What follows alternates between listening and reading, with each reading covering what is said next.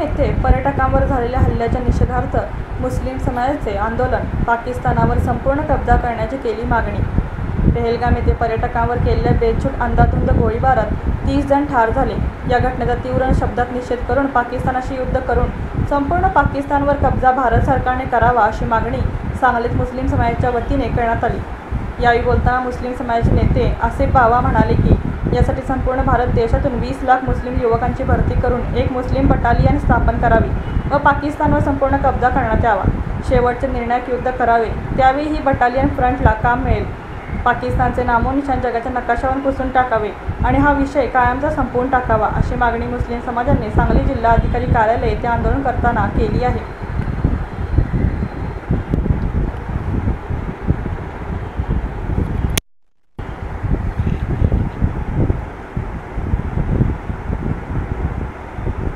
काश्मीर येथील पहलगाम येथे जो पर्यटकावरती भ्याड हल्ला करण्यात आलेला आहे, त्या हल्ल्याचा समस्त मुस्लिम समाज समितीतर्फे आम्ही निषेध करतो।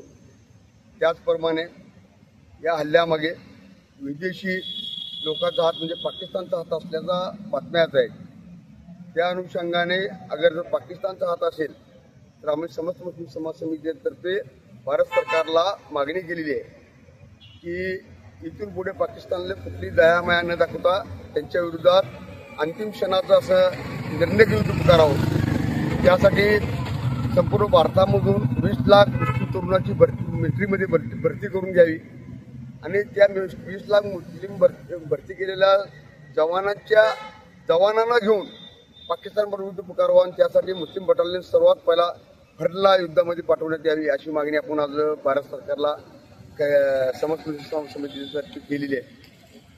पाकिस्तानला स्वतःच्या मरणानं स्वतः मरत असताना अशा कुरगड्यात पाकिस्तान करत असेल तर पाकिस्तानवरती यावेळेला कुठली दयामाया दाखवण्यात येऊ नये आणि हा कायमचा विषय संपवण्यात यावा। पाकिस्तानचं नाव निशाण या जगाच्या नकाशावरून संपवण्यात यावं। काश्मीरमध्ये पहलगाममध्ये जे निष्पाप पर्यटक बळी गेले त्यांच्या कोळीवर लोणी खाण्याचा प्रकार आज पुन्हा केला जात आहे। पुन्हा वेगवेगळ्या अफवा पसरल्या जात आहेत की त्यांना मारताना जात विचारून मागितली, धर्म विचारून मागितला।